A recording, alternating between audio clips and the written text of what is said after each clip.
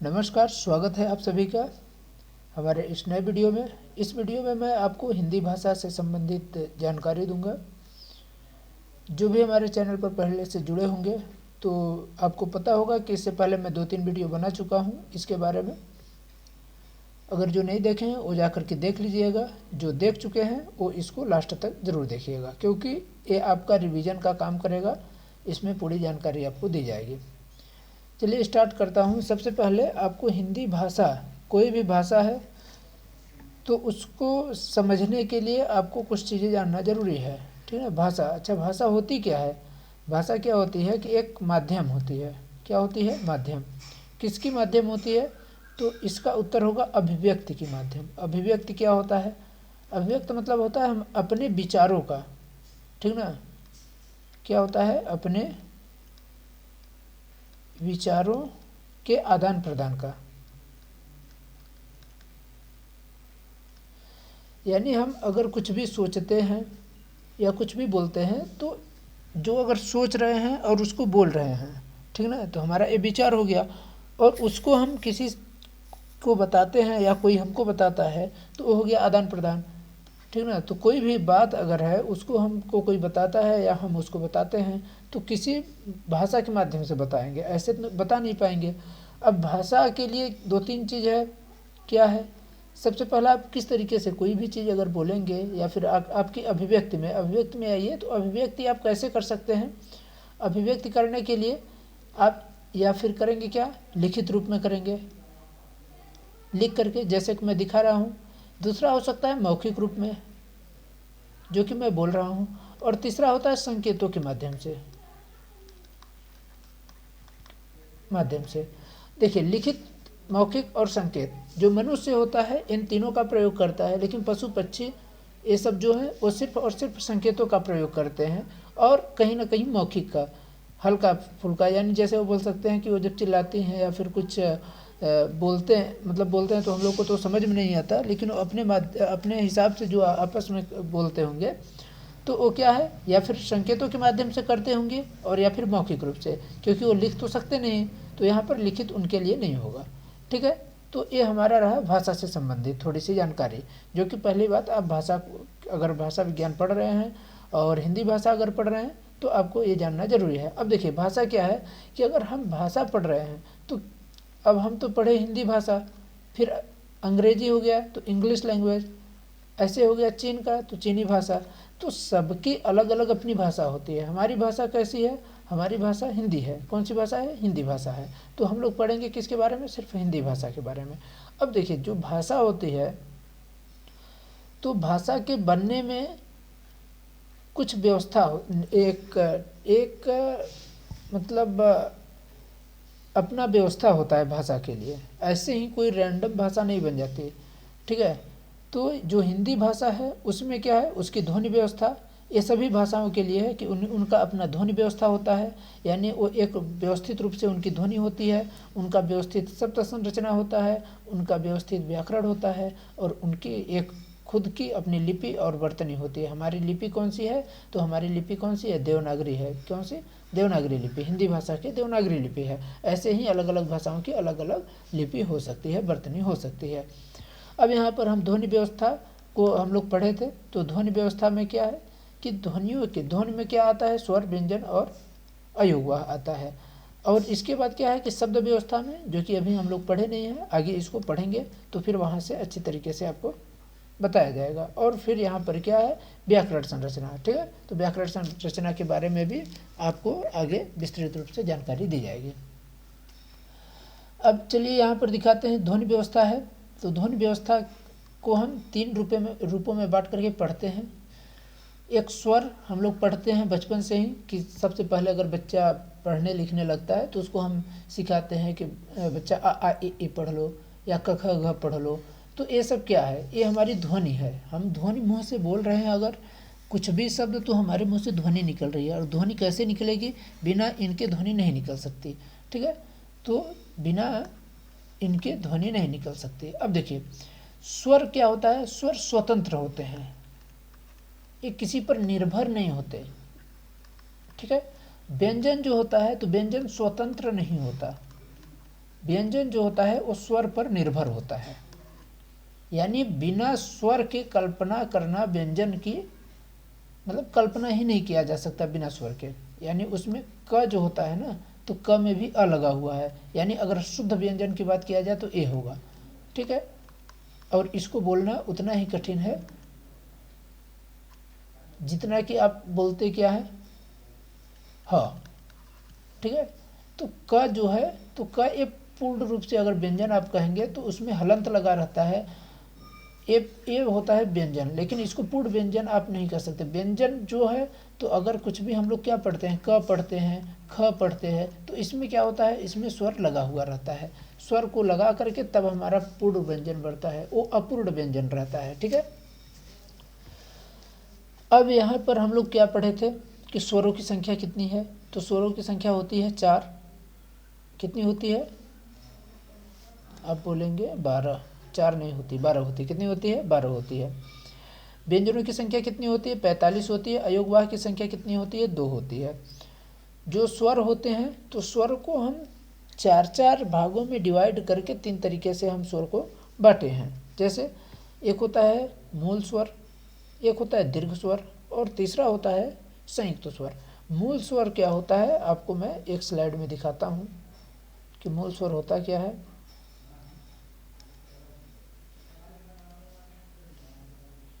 इसमें लगता है नहीं दिख रहा है मुझे, मैं नई स्लाइड ले लेता हूँ, नई स्लाइड में आपको दिखा देता हूँ।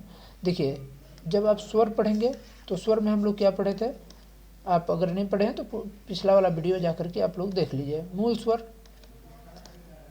इसके बाद आता है दीर्घ स्वर, और इसके बाद आता है संयुक्त स्वर, ठीक है। मूल स्वर क्या होता है, मूल स्वर जो मूल रूप से होते हैं, जैसे अ हो गया, ई हो गया, उ हो गया, और ए हो गया री, इसको आप लोग देखे होंगे, ठीक है। स्वरों की संख्या हमने पढ़ा था 12। 4-4 का एक समूह होता है इन स्वरों का, और मूल स्वरों से मिल करके दीर्घ स्वर बने होते हैं। अ प्लस अ बराबर आ बनता है, और मूल स्वर और दीर्घ स्वर को मिला करके संयुक्त स्वर बनता है। क्या, मूल स्वर और संयुक्त स्वर को मिला करके, सॉरी, मूल स्वर और दीर्घ स्वर को मिला करके संयुक्त स्वर बनता है। हम अ लेंगे और इधर ई लेंगे तो हो जाएगा ए, ठीक है। और ऐसे ही अ लेंगे, उ बनाएंगे तो हो जाएगा आओ, ठीक है। तो इस तरीके से हम बनाते क्या है, संयुक्त स्वर को बनाते हैं, ठीक है। अब आगे चलते हैं, स्वर हो गया। अब नेक्स्ट हम लोग टॉपिक लेते हैं व्यंजन की, ठीक है। ये हो गया व्यंजन। अब व्यंजन को हम कई अलग अलग तरीक़ों से पढ़ते हैं, तो व्यंजन से पहले थोड़ा सा हम पढ़ लेते हैं। सबसे छोटा टॉपिक है अयोगवाह। अयोगवाह को देख लेते हैं, उसके बाद आप लोगों को ले चलेंगे व्यंजन की ओर। अयोगवाह, अयोगवाह क्या होता है, अयोगवाह को हम मुख्यतः 2 भागों में पढ़ते हैं बांट करके।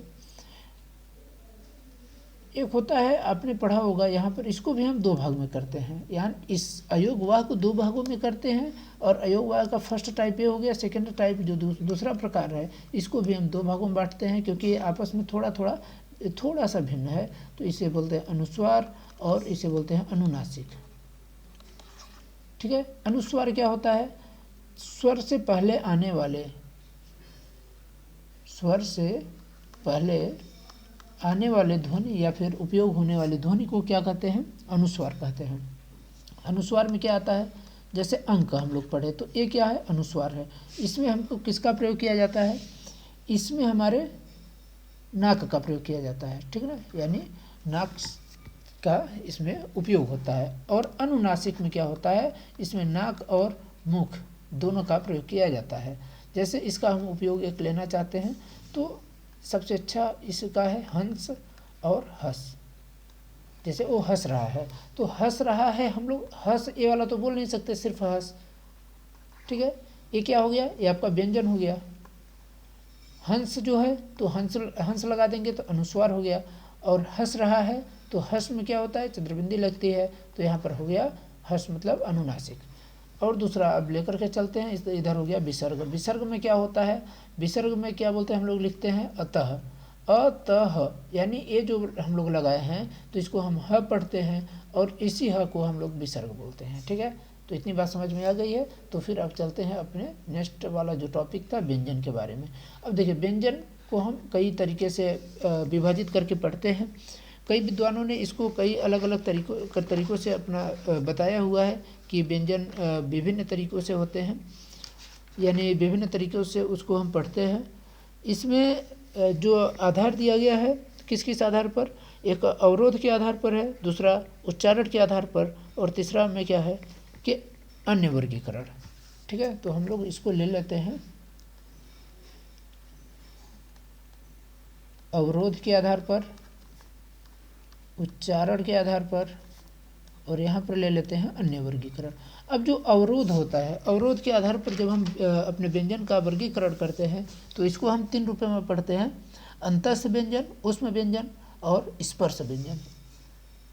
ठीक है, तो थोड़ा सा यहाँ पर इसको मैं लिख लेता हूँ जिससे आपको ये बात समझ में रहे। ठीक है, अंतस्थ, ऊष्म या संघर्षी और स्पर्श। हालांकि इसकी स्लाइड में बना के रखा हूँ पहले से, आपको मैं दिखा दूँ।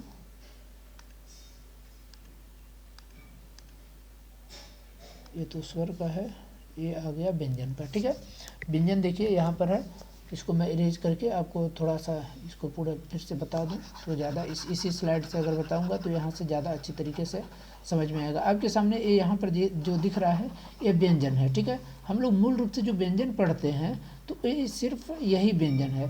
अच्छा, व्यंजनों की संख्या जो हमने बताया है ऊपर, तो उसमें क्या था, व्यंजनों की संख्या 45 है।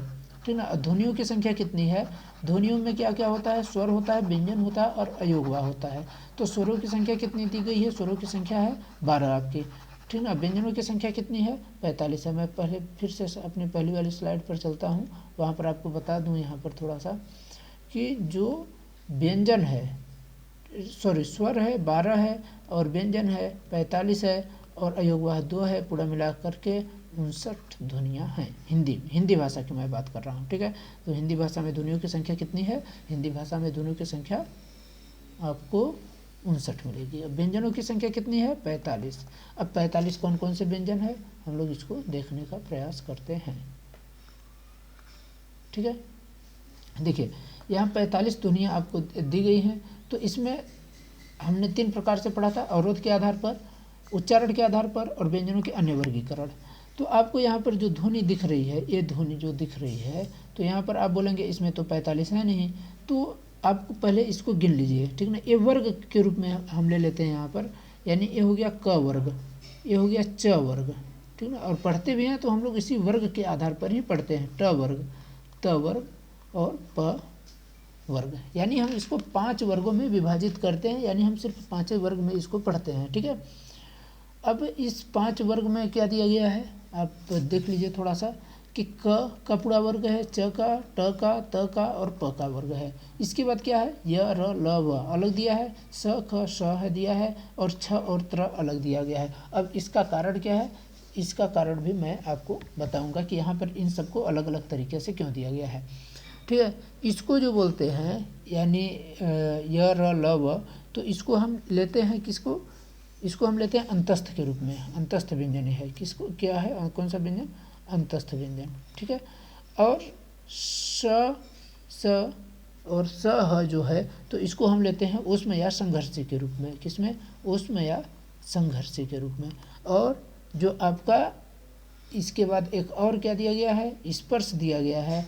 ठीक है, तो स्पर्श में हम लोग लेते हैं इन सबको, ये सब क्या है, ये स्पर्श हैं, क्योंकि हमको ये टच हो रही हैं, ये स्पर्श के रूप में लेते हैं। जो वर्ग है पूरे, तो इसको हम स्पर्श के रूप में लेते हैं। इनकी संख्या कितनी है, 25 है। अंतस्थ की संख्या कितनी है, अंतस्थ व्यंजनों की संख्या 4 है। और आपका उसमें संघर्षी की संख्या कितनी है, 4 है। ठीक है, तो ये इस तरीके से हो गए। अब इसी में यहाँ पर अगर आप पूरा इसको गिनेंगे तो यहाँ पर पाएंगे आप कि सिर्फ यहाँ पर 36 ही है।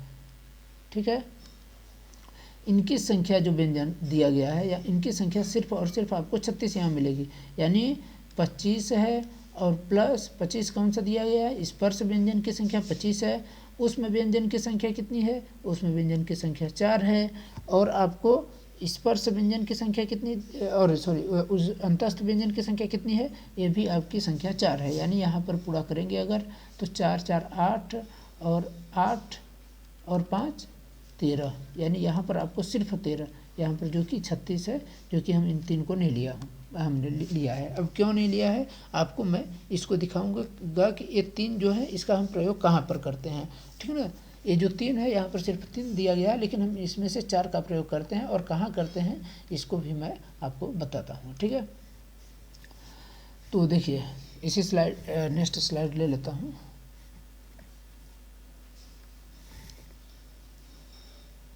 एक सेकंड टाइम दीजिएगा।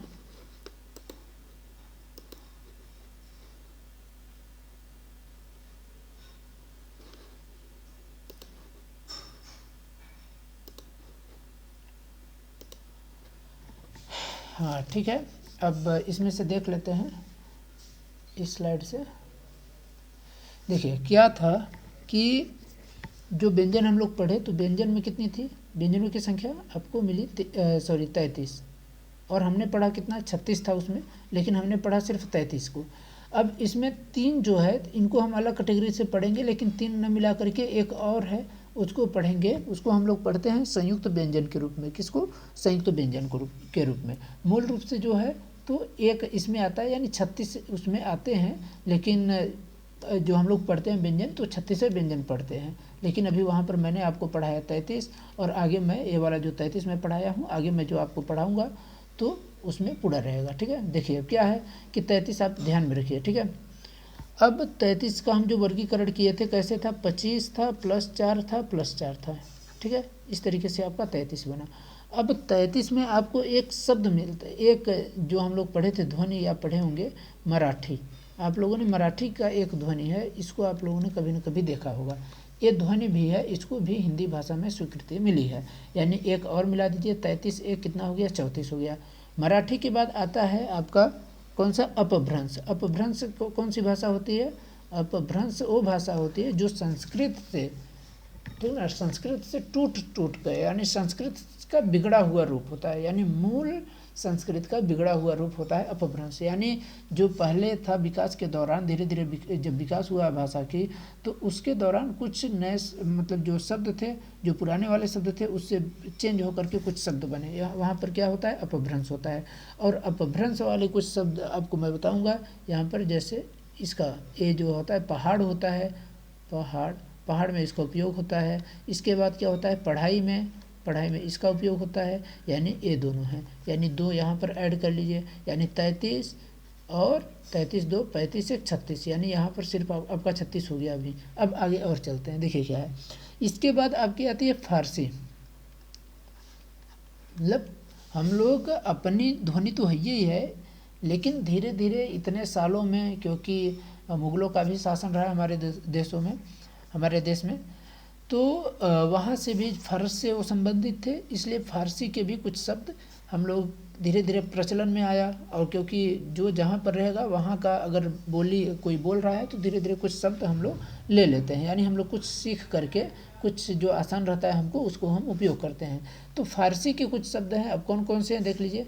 एक होता है क, ख, ग और ज और फ। ध्यान रखिएगा, एक क नहीं है, एक ख नहीं है, एक ग नहीं है, एक ज नहीं है, एक फ नहीं है, ठीक ना।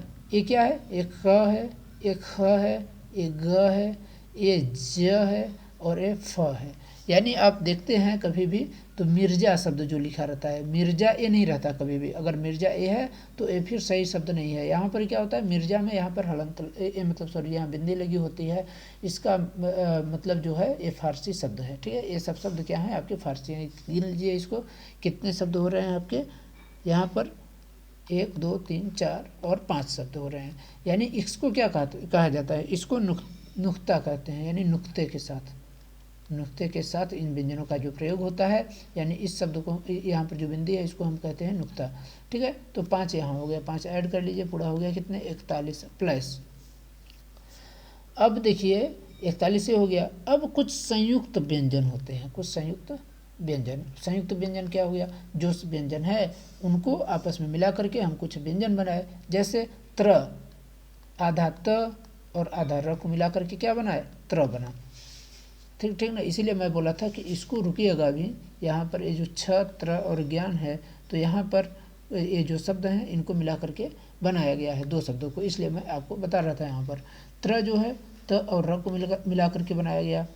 और इसके बाद क्या है, छ, छ को जो बनाया गया है क और स को मिला करके, क और स को मिला करके छ बनाया गया है, छ क्षत्रिय वाला। ठीक है। अब इसके बाद क्या आता है आपका ज्ञान। ज्ञान भी दो शब्दों को मिला करके बनाया गया है। ज्ञान में ज और इया को मिला करके बनाया गया है। किसको, ज और इया को। ठीक ना, ज्ञान। और एक शब्द और है, एक शब्द है जिसे हम लोग स्र पढ़ते हैं। ठीक ना, यानी स्र वर्ड जो हम लोग शब्द पढ़े हैं, तो ये सब क्या है, स्र जो है, तो स्र किसको मिल करके, किससे मिल करके बनता है, स बनता है आपको स और र से, स प्लस र। यहाँ से आपका व्यंजन समाप्त होता है। अब इसको थोड़ा गिनती कर लीजिए। यहाँ 41 था और यहाँ पर आपको मिल जाते हैं छ, छत्री, त्र, त्रिशूल, त्र में मैंने बताया था यहाँ पर त और र, यहाँ पर यानी 4 यहाँ से भी आपके ऐड हो जाते हैं, 41 4 45। तो इस तरीके से आपके व्यंजनों की संख्या यहाँ पर समाप्त हो जाती है, 45 व्यंजन हो गए। लेकिन ये हमने किसके आधार पर देखा था, अवरोध के आधार पर। अब आ जाते हैं उच्चारण स्थान के आधार पर। कंठ जो होता है, कंठ होता है, तालव्य होता है, मूर्धन्य होता है, दंत होता है, ओष्ठ होता है। अब हम लोग जब पढ़ते हैं तो सबसे ज़्यादा जब पेपर में प्रश्न आते हैं तो यहीं से आते हैं, कंठ से। तालव्य पूछ लेता है, मूर्धन्य, दंत, ओष्ठ कौन कौन से होते हैं, या अंतस्थ पूछ लेगा, स्पर्श व्यंजन क्या होता है और उसमें व्यंजन क्या होता है, या इनकी संख्या पूछ लेती है।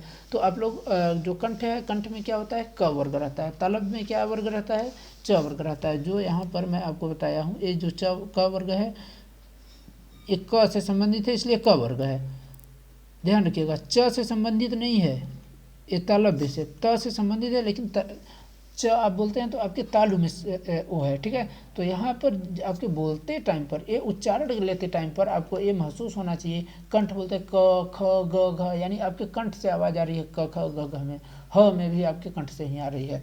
ठीक है। इसी तरीके से तालव्य जो दिया गया है, तालव्य में आपके तालु का प्रयोग हो रहा है, च च छ ज झ, च मतलब आपके तालु में स्पर्श हो रही है। मूर्धन्य में क्या है, आपकी जीभ मुड़ रही है। मूर्धन्य वही होगा जिसमें आपकी जो जीभ मुड़े, ट ठ ड ढ आड़, और इसके बाद पढ़ाई मतलब ढ और ड, ये सब भी क्या है, आपका मूर्धन्य है। और दंत क्या क्या होते हैं, दंत वाले हैं त थ द ध, क्योंकि आपके स्पर्श जीभ का किससे हो रहा है, आपके जीभ का स्पर्श हो रहा है दंत से। और ओष्ठ क्या होते हैं, ओष्ठ से प फ ब भ म, इस टाइप के जो हैं ओष्ठ हैं। लेकिन इसमें क्या है, इसमें ऐड क्या है, ह इसमें ऐड है, और इसमें जो है तो इसमें आपके य और य व स ऐड है, इसमें आपका य और स ऐड है। और इस वाले में क्या है, और ढ और र और श, र, क्योंकि आप र जब बोल रहे हैं ना, तो र में आपकी जीभ हल्की सी टेढ़ी हो रही है, तो इसमें क्या होता है, इसमें र भी है, इस वाले में र है और श है, ये वाला श है। ठीक है। इसके बाद क्या दिया गया है कि दंत वाले में क्या है, तथा ध न है, इसके साथ क्या क्या है, आपका ल है और स है। ठीक है। इसके बाद आपका प वर्ग जो है, तो उसमें य है और व है। तो इस तरीके से जो व्यंजन है, तो उसमें कंठ और तालव्य, मूर्धन्य, दंत, इन सब के आधारों पर इसका वर्गीकरण करते हैं। अब आ जाता है व्यंजनों के अन्य वर्गीकरण। इसके लिए हम एक नई स्लाइड ले लेते हैं। व्यंजनों के अन्य वर्गीकरण को हम समझने के लिए देखते हैं व्यंजनों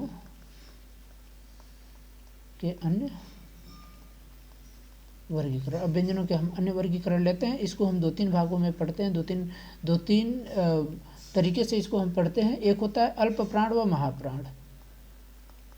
अल्प प्राण, ठीक है। अल्प प्राण क्या होता है, पहले ये देख लीजिए।